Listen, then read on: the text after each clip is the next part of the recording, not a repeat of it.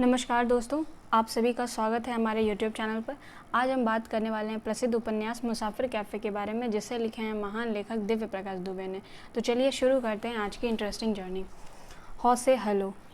चंदर से सुधा को मिले हुए करीब 1 महीने होने जा रहा था। इस बीच ना सुधा का कोई SMS आया, ना ही चंदर ने चेप होने के डर से कोई SMS या कॉल किया। चंदर उस दिन का करीब करीब सब कुछ भूल चुका था, सिवाय पागलपन वाली बात के। सुधा ने शायद अपनी साइड से मना कर दिया था, इसलिए मम्मी का भी उस लड़की को लेकर कोई फ़ोन नहीं आया। बस चंदर को 1-2 बार ऐसा लगा था कि उसको प्ले के बहाने ही सही कोई प्रोग्राम बना लेना चाहिए था। एक बार ये भी लगा कि उस दिन कोई बात अधूरी रह गई। असल में बातें हमेशा अधूरी ही रहती है। ऐसा तो कभी होता ही नहीं कि हम बोल पाएँ कि मेरी उससे ज़िंदगी भर की सारी बातें पूरी हो गई। हम सभी अपने अपने हिस्से की अधूरी बातों के साथ ही एक दिन यूं ही मर जाएंगे। खैर, उससे जो बात अधूरी रह गई थी वो कुछ यूं दोबारा शुरू हुई। एक दिन ऐसे ही रात में 12 बजे के आसपास सुधा का फ़ोन आया। चंदर ने जैसे ही फ़ोन उठाकर हेलो कहा, उधर से सुधा शुरू हो गई। सुनो, मेरी अपनी फ्लैटमेट से लड़ाई हो गई है, तुम अभी तुरंत आ सकते हो? इतनी रात में? अरे लड़ाई कोई टाइम देख के थोड़े आती है। रात में हुई तो रात में ही ना बुलाऊंगी। नहीं आ सकते तो बता दो। नहीं बाबा, आता हूँ। कितनी देर में आ जाओगे? बस जितनी देर में ऑटो वाला पहुंचा दे।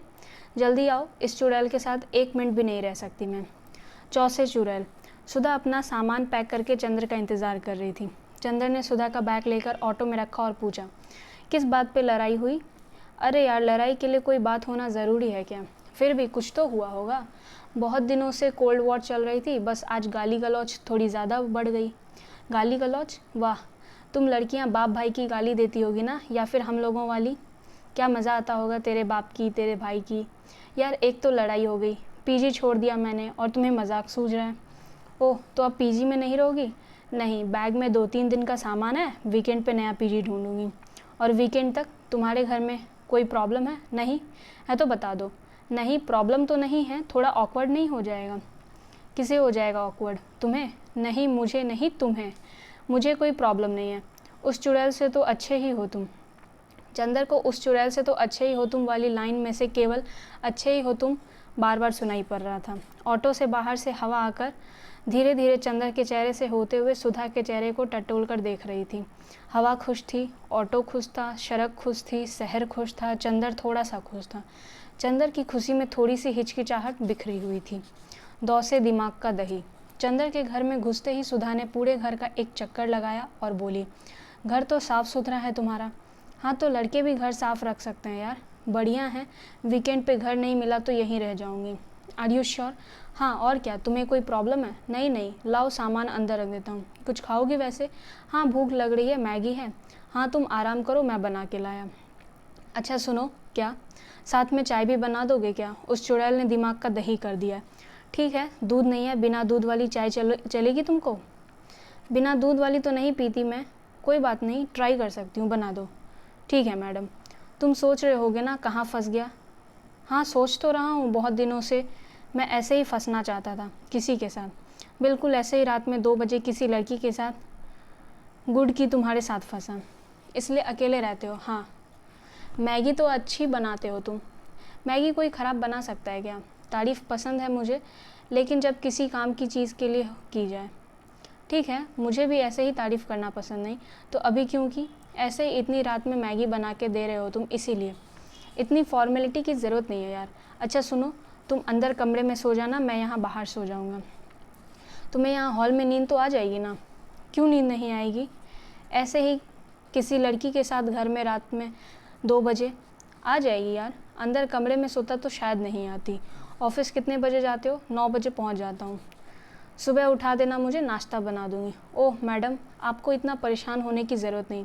सुबह बाई आती है, तुम बता दो क्या खाओगी, मैं सुबह बनवा दूंगा। अच्छा, क्या बनाती है वो? सब एक जैसा ख़राब बनाती है।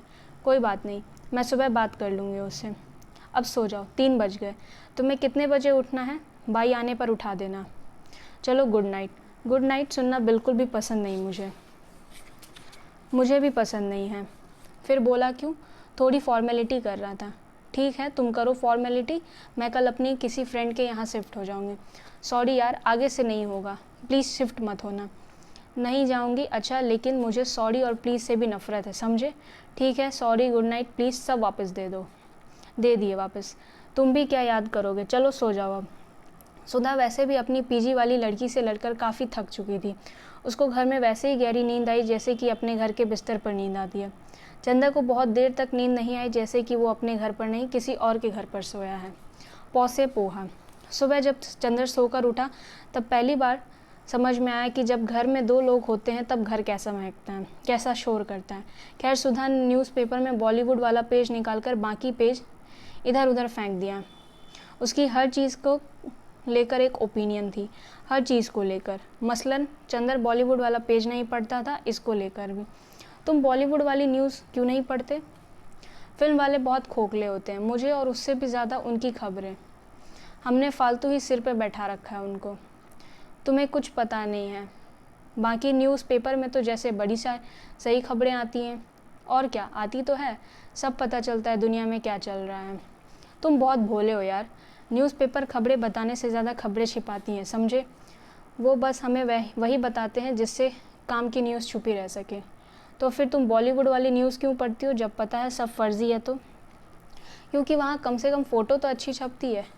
खैर छोड़ो। अरे वाह, इतने अच्छे पोहे तो बाई ने आज तक नहीं बनाए थे। बाई ने नहीं बनाया, मैंने बनाया है। अरे तुम्हें क्या ज़रूरत थी बनाने की? अरे बस ऐसे ही मन किया, उसको समझा दिया है, मेरे हिसाब से बनाया करो। वाह, सही है। भाई ने पूछा नहीं दीदी आप भैया की कौन है? पूछा था। तो क्या बताया तुमने? सब सच बता दिया हमारे बारे में। मुझे भी बता दो थोड़ा हमारे बारे में। मैंने पहले ही बाई से पूछ लिया कि पहले भी कोई दीदी आई है क्या भैया के यहाँ? वो क्या बोली? वो बोली आती रहती है, भैया बहुत शौकीन है। अच्छा, और क्या बोली वो? यही कि दीदी आप सबसे अच्छी हो, आप मत जाना। तो तुमने क्या कहा? मैंने भी कह दिया आप भी मुझे पसंद हो, भैया को छोड़ भी दूँ, आपको नहीं छोड़ूंगी। पहली मुलाकात में इतनी बातें कर ली तुमने। और क्या, स्टाइल है अपना। अब जाओ, तुम्हें ऑफिस के लिए देरी नहीं हो रही? हो तो रही है, ऑफिस जाने का मन नहीं कर रहा। वो तो तुम्हारा रोज़ ही नहीं करता होगा। हाँ, लेकिन आज वजह अलग है। क्या अलग है आज? आज पोहे अच्छे बने हैं ना। क्या यार, एक बार झूठ ही बोल दिया होता कि आज तुम हो इसीलिए मन नहीं कर रहा है। बोलना चाहता तो था लेकिन कह नहीं पाया कि तुम्हें बुरा ना लग जाए।